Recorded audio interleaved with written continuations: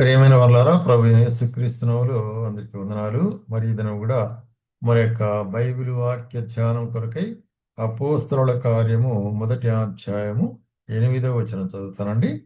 అపోస్తలుల కార్యము మొదటి అధ్యాయము 8వ వచనం. అయినను పరిశుద్ధాత్మ మీ మీదికి వచ్చినప్పుడు మీరు శక్తి నొందెదరు గనుక మీరు యెరూషలేములోను యూదయ సమరయ దేశమునందంతటను భూదిగంతముల వరకు నాకు సాక్షులైందురని వారితో చెప్పెను. ఇక్కడ సందర్భం మనం గమనించినట్టయితే యేసుక్రీస్తు ప్రభు మరి శిలువలో మరణించి భూస్థాపన చేయబడి పునరుత్థానమైనాడు. పునరుత్థానమైన తర్వాత మరి ఆయన శ్రమపడిన తర్వాత 40 దినముల వరకు వారికి అగుపడుచు అనేకులకు శిష్యులకు మరి అనేక చోట్ల వారికి కనిపిస్తూ వారికి ఏం చేశాడంట, ఆ దేవుని రాజ్య విషయమే బోధించుచు అనేక ప్రమాణములు చూపి 3వ వచనంలో గమనించినట్లయితే. కాబట్టి ఆయన పునరుత్థాన యేసుక్రీస్తు ప్రభు మరి 40 దినాలు ఈ లోకంలో ఉన్నాడు. ఆయన ఆరోహణమయ్యేటువంటి సమయం వచ్చినప్పుడు ఇక్కడ ఒక ఆజ్ఞ ఇస్తుంటాడు శిష్యులైన వారికి. ఏంటంటే మరి మీరు ఏం చేయాలంటే పరిశుద్ధాత్మ మీ వీధికి వచ్చినట్లు నా కొరకు వేచి ఉండాలంటాడు. కాబట్టి మీరు వేచి ఉన్నట్లయితే పరిశుద్ధాత్మ మీదికి వచ్చును. పరిశుద్ధాత్మ మీదికి వచ్చినప్పుడు మీరు బలం పొందెదరు. కాబట్టి పరిశుద్ధాత్మ కొరకు వేచి ఉండుట అనేటువంటి కార్యాన్ని వారికి చెప్పినప్పుడు వారు ఆ విధంగానే పరిశుద్ధాత్మ కొరకై వేచి ఉండి మరి 2వ అధ్యాయంలో చూస్తాము, పెంతెకోస్తు దినమందు మరి పరిశుద్ధాత్మ బలమైన విధంగా వారి మీద దిగి మరి పరిశుద్ధాత్మను పొందిన వారు ఉంటున్నారు. కాబట్టి ప్రేమ సోదర సోదరి, పరిశుద్ధాత్ముని మరి ఆదరణకర్తను నేను పంపిస్తానన్నాడు. ఎందుకు ఈ యొక్క పరిశుద్ధాత్ముడు లేక ఆదరణకర్తను పంపిస్తానంటే ఆయన యేసుక్రీస్తు నెరవేర్చిన పరిచయను వెంబడించి కొనసాగించేవాడు ఉంటున్నాడు మనలో. కాబట్టే పరిశుద్ధాత్మక క్రియలు మనం గమనించినట్లయితే ఏమంటాడు, మనం ఎప్పుడైతే సువార్తను విని ఆయన యొక్క నామములో విశ్వాసం ఉంచుతామో అప్పుడు పరిశుద్ధాత్మ అనేటువంటి వరాన్ని ముద్రిస్తున్నాడు మీరు అంటున్నాడు ఎఫెసీయులకు రాసిన పత్రికలో. కాబట్టి పరిశుద్ధాత్మ మనలోకి వచ్చినప్పుడు ఏం జరుగుతుందంట, మొట్టమొదటిగా విట్నెస్ ఏమంటున్నాడు ఇక్కడ, మీరు సాక్షులుగా ఉంటారు అంటున్నాడు. ఎక్కడెక్కడ చూసినట్టయితే యెరూషలేములోను యూదయ సమరయ దేశమంతా భూదిగంతముల వరకు సాక్షులుగా ఉంటారు. కాబట్టి పరిశుద్ధాత్ముడు మనము దేవుని కొరకు సాక్షులుగా ఉండే దాని కొరకే మనకి ఇవన్నీ వాడుకుంటున్నాడు.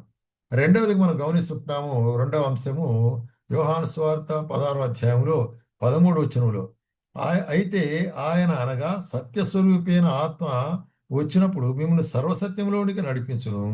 ఆయన తనంతట తామే ఏమీ బోధింపక వేటిని వినను వాటిని బోధించి సంభవోగు సంగతులు మీకు తెలియజేయను. కాబట్టి ఇక్కడ రెండవదిగా పరిశుద్ధాత్మ యొక్క కార్యముల గురించి లేక ఆదరణకర్త యొక్క కార్యం గురించి సత్యస్వరూపైన ఆత్మ ఏం చేస్తాడట, సత్యములోనికి నడిపించేవాడు ఉంటున్నాడు. మనకు సత్యములోనికి నడిపించుట అనేటువంటి దేవుని మార్గంలో ఉండేది. ఆయన నేనే మార్గమును సత్యమును జీవమంటున్నాడు. అంటే అనేకులు నా యొక్క సత్యంలోనికి ఆయన జీవంలోనికి నడిపించేదాని కొరకై మరి బోధించేదాని కొరకై హీస్ ఎ టీచర్. కాబట్టి ఆయన మనకు సత్యాన్ని బోధించేవాడుగా ఉంటున్నాడు అంటున్నాడు. అట్లాగే అపోస్తలుడైన పౌలు కొరింథీయులకు రాస్తే ఏమంటాడు, మొదటి కొరింథీయులకు రాసిన పత్రిక మరి 14వ అధ్యాయం 12వ వచనంలో ఏం చెప్తున్నాడంటే, నేను 14వ అధ్యాయం 12వ వచనం, మీరు ఆత్మ సంబంధమైన వరములను విషయమై ఆసక్తి వారు గనుక సంఘమునకు క్షేమాభివృద్ధి కలుగు నిమిత్తము అవి మీకు విస్తరించినట్లు ప్రయత్నము చేయుడి. కాబట్టి ఆత్మ సంబంధమైన వరములు అనేటువంటివి ఎందుకొరకు, సంఘ క్షేమాభివృద్ధి కొరకై. మరి ఆత్మ సంబంధమైన వరములు సంఘ క్షేమాభివృద్ధి కొరకై అది ఉపయోగపడి for the edification of the church అన్నమాట. కాబట్టి సంఘము అనేటువంటిది ఆయన రక్తం చేత విమోచిస్తున్న బిడ్డల యొక్క సమూహము అనేటువంటి కార్యాన్ని మనం చూస్తాం. ఆ సంఘము మరి ఆయన యొక్క శరీరంలో భాగం ఉంటున్నాడు. ఆయన శిరస్సు ఉంటున్నాడు. మరి అటువంటి సంఘము అనేటువంటి ఆయన శరీరము క్షేమాభివృద్ధి పొందేదాని కొరకై పరిశుద్ధాత్ముడు మనకి ఇచ్చుంటున్నాడు. అదేవిధంగా ఎఫెసీయులకు రాసిన పత్రిక 4వ అధ్యాయం 12వ వచనంలో కూడా ఈ మాట చెప్తాడు. ఏంటది, రైట్, మనమందరము విశ్వాస విషయములు దేవుని కుమారుని జ్ఞాన విషయములను ఏకత్వం పొంది సంపూర్ణ పురుషుల మగ వరకు అనగా క్రీస్తులకు కలిగిన సంపూర్ణతకు సమానమైన సంపూర్ణత కలుగువారన్నట్లు ఇలాగ నియమించబడింది. కాబట్టి క్రీస్తు యొక్క సంపూర్ణతలోనికి మనము నడిపించబడే దాని కొరకై పరిశుద్ధాత్ముడు మనకు సహాయం చేసేవాడుగా ఉంటున్నాడు. కాబట్టి పరిశుద్ధాత్మ కార్యం ఏంటంటే ఈజ్ మినిస్టరింగ్, ఈ serving A for the edification of the church and spreading of the gospel also.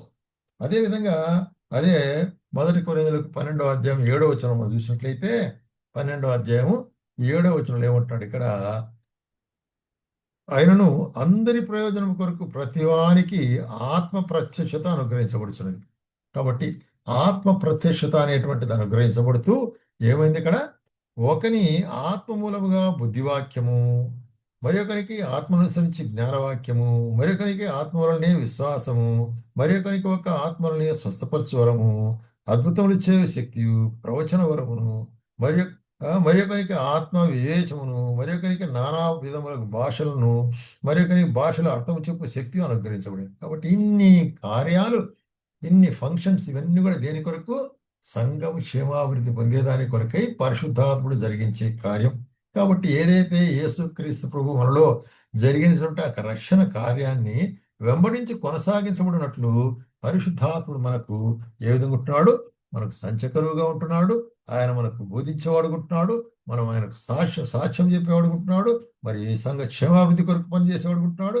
అట్లాగే సేవలో పలు విధమైనటువంటి వరముల ద్వారా ఆయన ఏం చేస్తున్నాడు అక్కడ, మనకు మరి సంఘ క్షేమాభివృద్ధి కొరకు ప్రయాసపడేవాడుకుంటున్నాడు. కాబట్టి అటువంటి మరి కార్యం ద్వారా పరిశుద్ధాత్మని కొరకు మీరు ఎదురు చూచి, కాబట్టి పరిశుద్ధాత్మ మీ మీదికి వచ్చినప్పుడు అంటున్నాడు అన్నమాట. కాబట్టి పరిశుద్ధాత్మ మన మీదకి వచ్చినప్పుడు ఒక ప్రత్యేకమైన కార్యం జరుగుతుంది. ఎప్పుడు పరిశుద్ధాత్ముడు మన మీదకి వస్తాడంటే, కొంతమంది కొన్ని మరి వ్యత్యాసమైన విధంగా చెప్తారు, అట్లా లేదు.